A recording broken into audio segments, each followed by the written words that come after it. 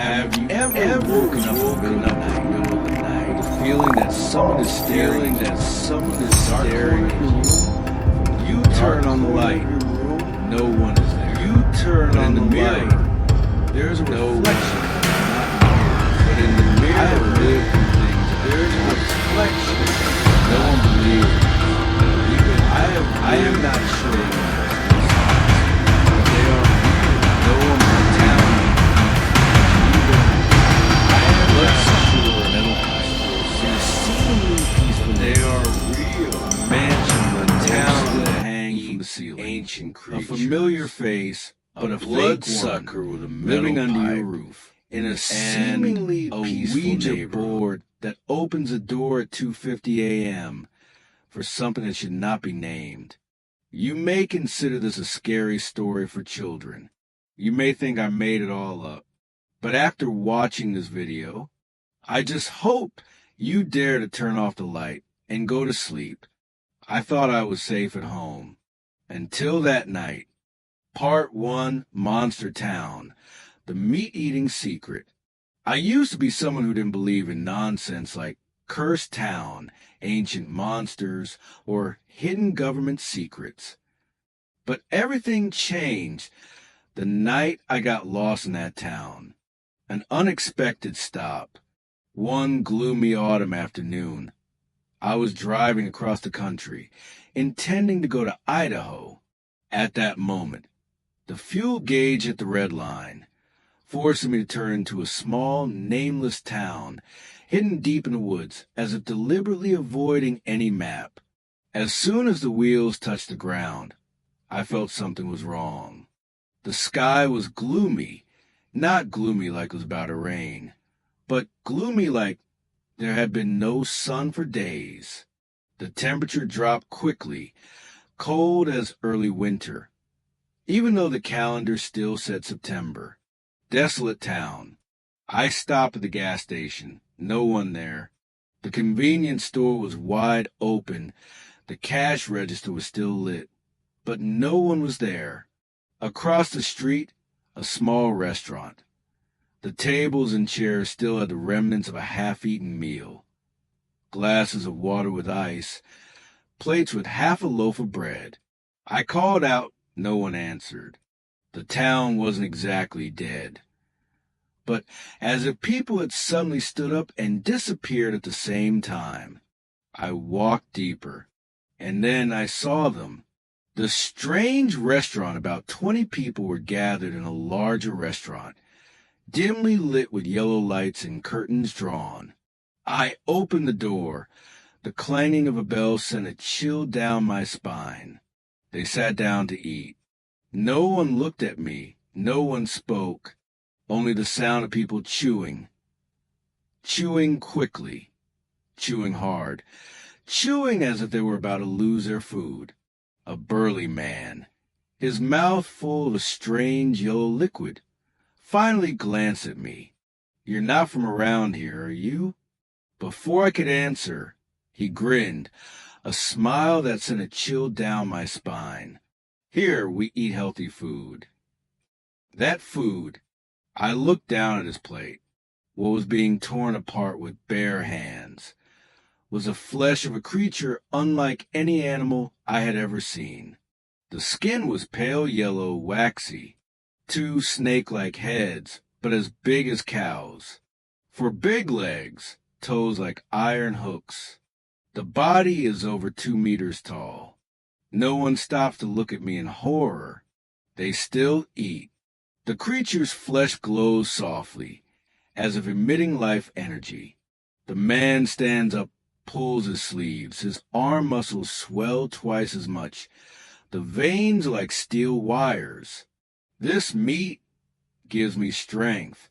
It feels like opium. You don't understand.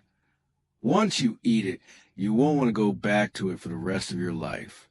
Addictable meat, like a cult. The whole town is like a cult. They are addicted to that meat. They worship that creature. Another person told me, this creature can't die. It has been alive since the time of the dinosaurs. We lock it deep underground. and take its flesh little by little. It regenerates. Every piece of skin that falls off grows back. I just turned and ran. 5 years later. I didn't tell anyone. Who would believe me? Until 5 years later, I returned, partly out of curiosity, partly out of fear. The town was empty. All the houses were ruined, dusty. The gas station was covered in dust. The restaurant door open, the stench of death, and I saw them, or what was left of them, skin and bones, strewn about, no flesh, no organs, just paper-thin skin and yellow liquid seeping from the cracks. On the ground, giant footprints. No other species had ever been recorded. Epilogue Part 1, paving the way to Part 2. I left without looking back. But that night in the hotel I Googled. There was no map of the town, no record of the people who lived there, no reports of missing persons or strange creatures. There was only a single note on the old forum. There are lands where humans should not set foot, and there are creatures that, once eaten, they will not let you live as a human. But that was just the beginning, because I was slowly realizing there were other places that were eating the same thing, and they might be closer to you than you think. Part 2, Bloodlust, the bloodsucker in the dark.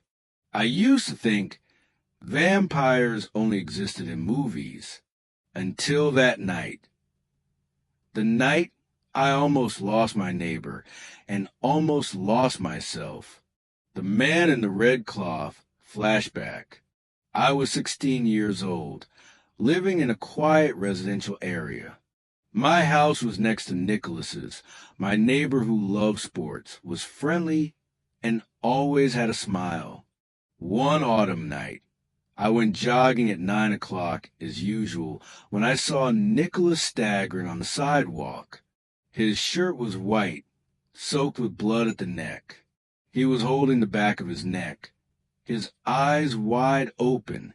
I screamed, ran towards him, and he collapsed, whispering, "My blood." Behind him, a man in a red cloak was dancing wildly.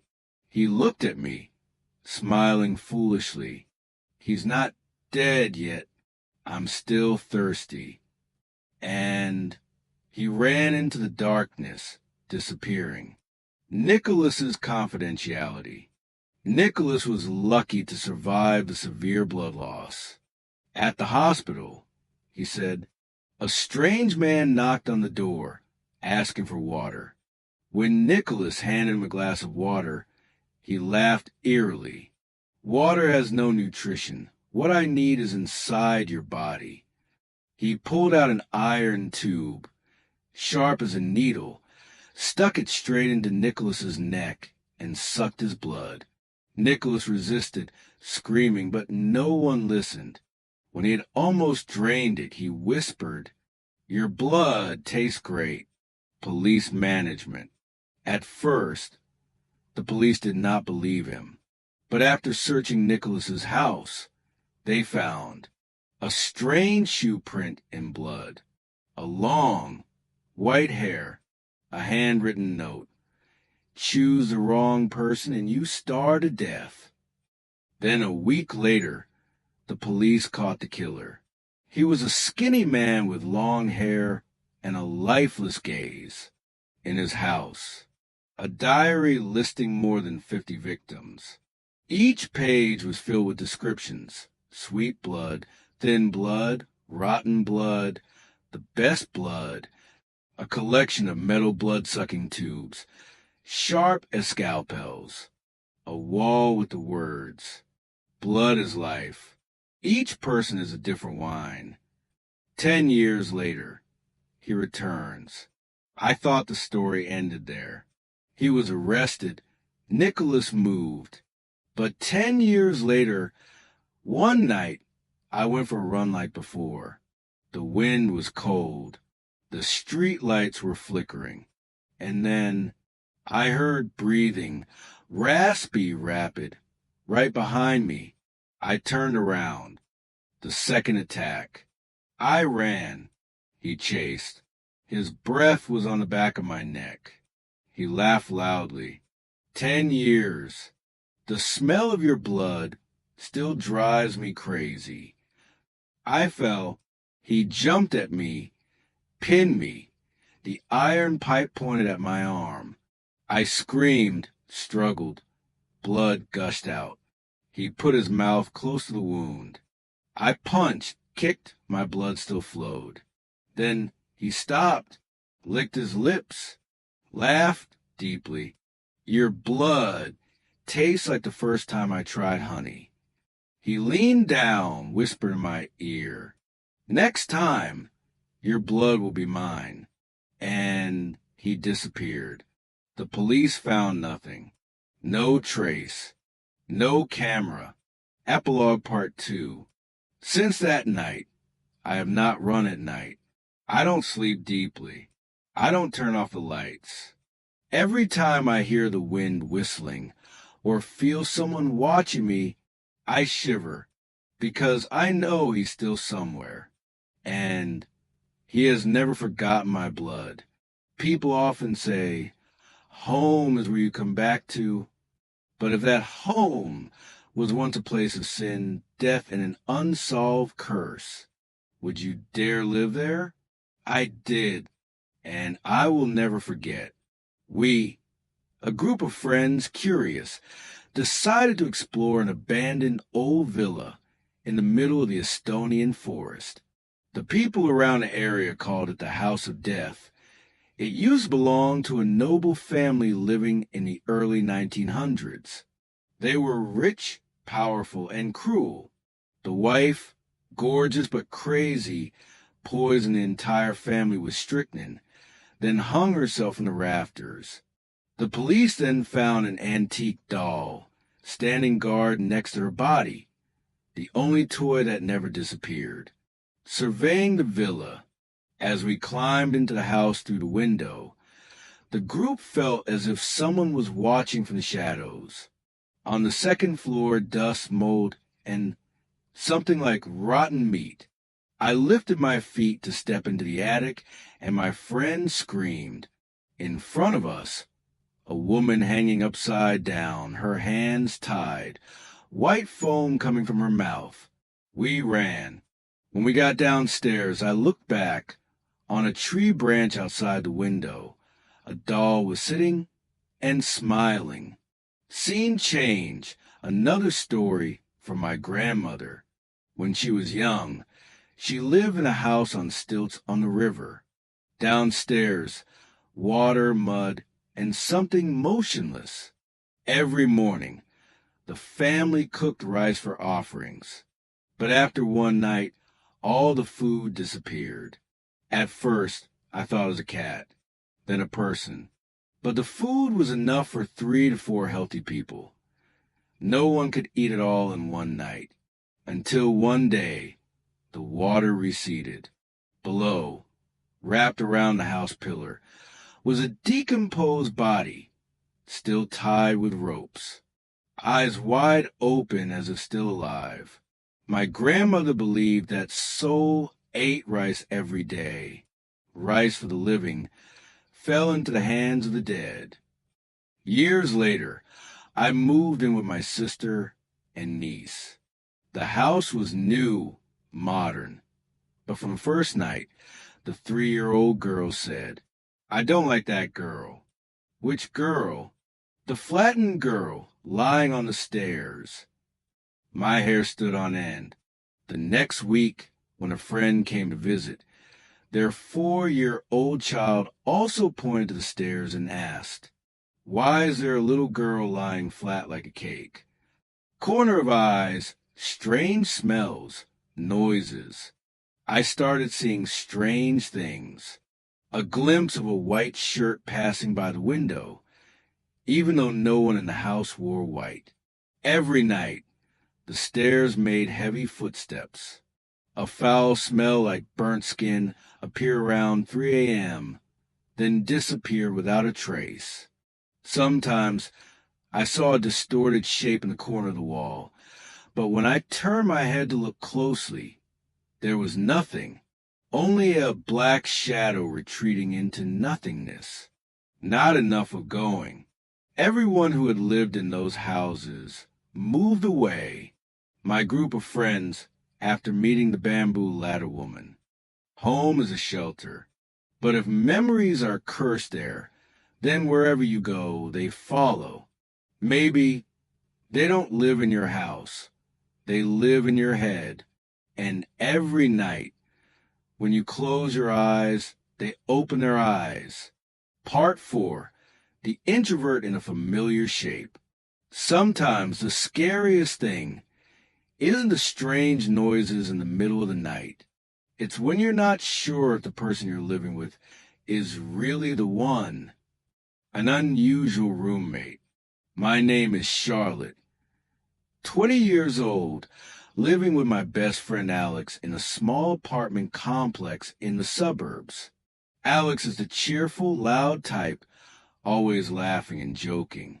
Until one night, I came home at 8 p.m. after a long shift. Alex stood on the stairs, his back to me. I said, "Hey, Alex, I'm home." He turned around, didn't answer, just stared, as if he didn't recognize me. I smiled wryly. Yeah, he must be in a bad mood today. But that night, I heard footsteps pacing back and forth in the hallway for over an hour. When I opened the door, Alex was right in front of me. No blinking, no speaking, no moving. The truth, the next morning. The next morning, Alex went down to the kitchen, making coffee as if nothing had happened. "Good morning, Charlotte. What happened to you yesterday?" "What? I wasn't home yesterday. I slept over at a friend's house." I was speechless. "So, who was standing in the hallway all night?" Alex looked at me. His eyes filled with confusion turned to fear. "We called the police. They came, searched the whole apartment, found nothing.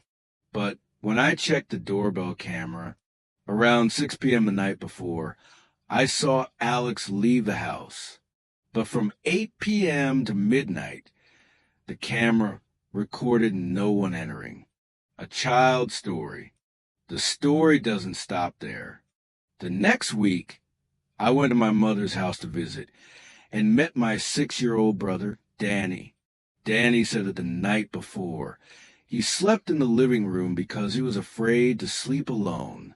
"You know, I saw someone standing in the closet. Maybe I was dreaming. No, I saw it clearly. That person was sorting the mail, but wasn't there." I shivered. My mother said that Danny slept in bed the whole time. The closet was closed. No one was inside. But I checked the camera in the room. There was a blackout for 30 minutes. The camera froze right when Danny said he saw the faceless person spying in your own home.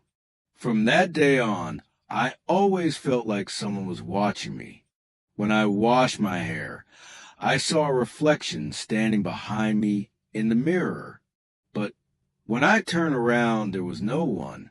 When I slept, I heard a whisper right next to my ear. "You saw me. Don't pretend you don't remember." One morning, I woke up. The closet door was wide open. In the closet, a piece of paper. "I'm still here. I'm just borrowing the form." Alex and I moved as fast as we could. New neighborhood, new house, full cameras, triple lock. But the first night, while I was brushing my teeth, I heard 3 knocks on the closet. I didn't open it. I just stood there looking in the mirror, and my reflection smiled even though I didn't smile. Sometimes Evil doesn't knock on the door. It's already in your house, taking on the form you trust the most. You call it your friend, your family, yourself in the mirror. But really, it's just borrowing human skin to live in. My name is Ethan, 17 years old, in 11th grade. On a class trip, I brought an antique wooden Ouija board, bought online just to scare my timid friends. That night, we turned off the lights, circled candles, put our fingers on the Ouija board. I laughed. If anyone is here, give us a sign. Nothing happened. I teased. Oh, ghosts are busy studying too. Everyone laughed, and then the arrow moved. Bit by bit, I'm here, but you shouldn't call me out. The group froze. I tried to keep a smile on my face, but inside it was cold. From that night on, I couldn't sleep well. Every night was a nightmare. Blood, fire, hanging shadows. At exactly 2:50 a.m., I always woke up covered in sweat, feeling someone standing at the end of the bed. Once I opened my eyes, a long-haired girl sat on a suitcase next to a tall, faceless man. Both stared at me. I jumped out of bed, turned on the light. No one, I told my sister, 10 years old, just to relieve the pressure. But she opened her eyes wide and said, "You also dreamed about the big clock? And the little girl sitting at my feet? I dream about it every night." At exactly 2:50 a.m., they appeared, looking at me, saying nothing, but their eyes were calling me to come closer. I was speechless. We had never told each other the details, but the dream was exactly the same. I panicked. I threw the Ouija board away. My mother, after hearing the story, took it to the dump, threw it far away. After that, everything seemed to be over. The trip ended. I went home to my familiar bedroom. I told myself it was over. I turned on the light, changed clothes, sat on the bed, breathed a sigh of relief. The light blinked once. I thought it was a low voltage. I looked at the clock on the wall, 2:49. One more minute. I'm fine. Nothing happened. I closed my eyes. The clock rang. Tick-tock, 2:50 a.m. A triple knock on the closet door. I opened my eyes. The mirror reflected a little girl sitting on my shoulder, a smile, and behind me a tall figure reaching up to touch my neck. I wanted to scream, but my mouth wouldn't open. Have you ever woken up at 2:50? If you haven't, don't try.